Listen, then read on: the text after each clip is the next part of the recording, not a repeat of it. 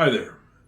Recently I made a couple of videos that were quite critical of Donald Trump and J.D. Vance, so I wanted to balance it out by saying something positive. And today I want to talk about his proposal for the Gaza Strip and how outrageous it was, and a lot of the blowback that he got for it. And I'm very curious to see what kind of comments I get about this video. I'm sure if people watch it, I might get some real smoke. So that will be interesting. I totally think it's a pretty good idea.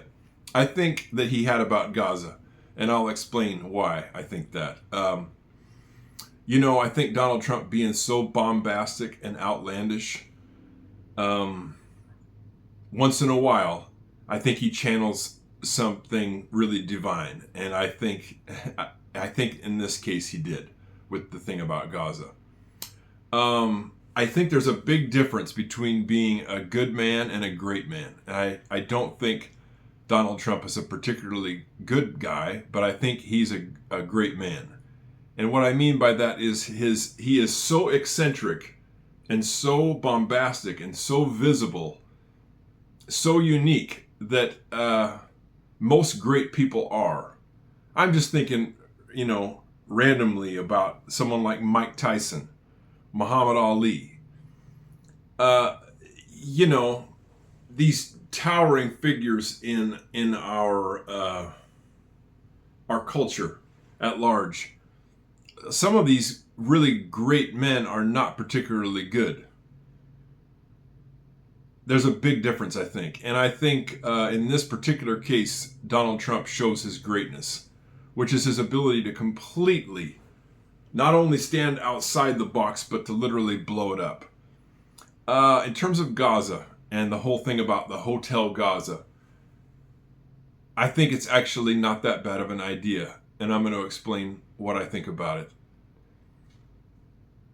I'm just thinking of, let's imagine that someplace in America there is a farm, a big farm that some guy has had for decades. And on that farm, the animals have been mistreated for years. Horrible, inhumane treatment of these animals. And during the whole time that this guy's had this farm, there's been a local sheriff who's once in a while gone in and brought in veterinarians and animal experts and gotten these animals some help and given them vaccinations and given them nutrients and fined the farmer, but basically has kept the thing going as best as he can. That's been the local sheriff's response to this guy's horrible, inhumane treatment, is to just get in there and try to make it as best as he can for the animals.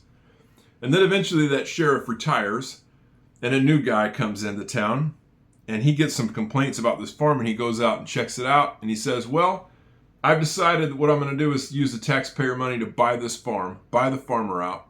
We're going to relocate all these animals to different farms, whoever will take them, so they have a better life. And I'm going to turn this farm into a park. I'm sure a lot of people would get upset about it who have helped the animals on that farm for years. Local veterinarians, local PETA people, and all this thing. Oh, how horrible to ship these animals off this farm to some other farm. And I can understand that, because what the farmer's done over these decades has not been right. And he should be rewarded by having his farm bought and turned into a park. How horrible. But I think that the new sheriff would be right. And I know that the people in Gaza, the Palestinians, are not animals, but I think their conditions are probably actually a lot worse. Because not only are they living in horrible conditions, but they're actually their farm is being bombed periodically. It's terrible conditions. I've been to Israel, traveled throughout the country. I've seen how the Arabs live, both in outside the Palestinian, separatist areas, whatever they're called, the West Bank and the Gaza Strip. There's several Arab villages outside of that. I think they're called 1958 Arabs or something. I can't exactly remember, but even those villages were terrible. I mean, And going through the West Bank, I didn't go to the Gaza Strip, I went to the West Bank. It was awful. I mean, it was like a very crowded Indian reservation that did not have garbage service. If you've ever been to an American Indian reservation. I mean, not a nice place. And crowded and filthy beyond anything I'd ever seen. It kind of reminded me a little bit of the homeless encampments in Portland, the city where I'm from. Just awful how people are, their conditions, for completely different reasons, but just ugly and awful and filthy. And it's horrible. And I'm not saying it's right by any stretch of the imagination, but in this particular example, I think Trump is onto something. The word Palestinian, as far as I understand, is derived from the biblical word Philistine. The Philistines are the arch enemies of the Israelites going back to David and Goliath. Goliath was a Philistine. David was an Israelite. They've been fighting for way before the time of Jesus Christ. And I don't even know what religion the Philistines were at that time, because they weren't Muslims. Muhammad came along after Jesus, as far as I understand it. So, and David and Goliath were fighting a long time before Jesus Christ was born. So the Palestinians, as far as I understand it, were converted to Islam later on. Like pretty much all the other Arabs in the vicinity, including in Africa, Asia, Europe, the Middle East, all through there. And if you think about it, I know this is going to get some smoke. And I mean, it's so controversial of a topic that, I mean, a person would be scared for their life to even talk about it. So I want to be respectful to the Muslims. But if you think about it, you got one Jewish country, Israel, and it doesn't even have complete sovereignty. It has two Muslim areas. Palestine is West Bank, Gaza Strip. You've also got Arab villages throughout Israel. For example, around the Sea of Galilee, up in the north, you got Nazareth, and there's over near the Sea of Galilee, there's other villages that are pure Arab. So you have a lot of Muslims living within Israel. It's not completely Jewish, but it's the one Jewish state in the whole world, as far as I know. Yet with the Muslims, you got Morocco, Algeria, Tunisia, Libya, Egypt, Saudi Arabia, Yemen, Somalia. I'm going to forget a lot. Kuwait. There's 10. Iraq, Iran, Jordan, Syria, Turkey, Lebanon, Afghanistan, Pakistan, Bangladesh, probably Kazakhstan. I don't know if I mentioned Iraq and Iran. I mean, I'm up over 20. And the list goes on. Out to Myanmar, Indonesia. It's a massive bunch of countries that are primarily Islamic states. Does anyone talk about the treatment of the Jews in those countries? I don't think so, because they're all dead. They don't exist. They're not allowed at all. Yet, in Israel, you've got many villages outside that are Arab, outside of the West Bank and the Gaza Strip, and you have the West Bank and the Gaza Strip, and a quarter of Jerusalem is Arab, the Arab quarter. The conditions, are they good? No, they are not good. Is it right how they are treated there? No, it isn't right. It's horrible. It's like the animals on the farm in the analogy I used earlier. But you got well over 20 Islamic countries.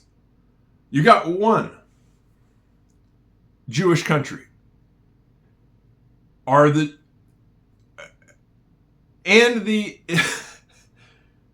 Jews that are living in those Islamic states being funded by the Israeli government to blow up those Islamic countries? No, there are no Jews that are living in those Islamic countries. They're all dead. There are Christians living in Israel too. Are they being funded by churches here in America to bomb Israel? No, they just live there. Is their life good? No. I met several Christians who lived in Nazareth. Their life was not very good. The Jews are very clannish. It's a very tough life. Is it right? No, it's not right. But in terms of the Gaza hotel idea, the Gaza Strip Mediterranean resort, I think it's a good idea. I think it's like the hand of God, because it would end the treatment of the animals that are on the farm, metaphorically. It'd be over, finally. And the people that are living that hellhole would have a better life someplace else. At least it wouldn't be any worse. Much like the farm animals that were released from that farm, they'd probably have a much better time someplace else. I don't understand. I mean, the people who are arguing that the people should stay and live in Gaza, do you want to go live in that place? Have you been there? Have you even been to Israel? I haven't lived in those places. I've seen them. They're awful. Why argue that those people should have to stay there? I once heard a story about a dog that was chained to a stake in a yard for years. It lived there chained to that stake on a long chain. And other animals would come by, people would come by, and it would run to the end of the chain and then stop before it got yanked on by that chain. And it had worn a big circle in the yard living on that chain. Its whole life had been on the chain. It had never been off of it. It pooped and peed and ate and drank and slept right there in the yard on the chain. Never been off of it. Finally, the owner of the dog passed away or something, or went to the nursing home, and someone came to the house and saw the condition of the dog and took the little latch that was chained to the collar and took it off. Said, okay, you could run around a little bit. And that dog ran to the edge of the chain where the path was worn into the yard and stopped.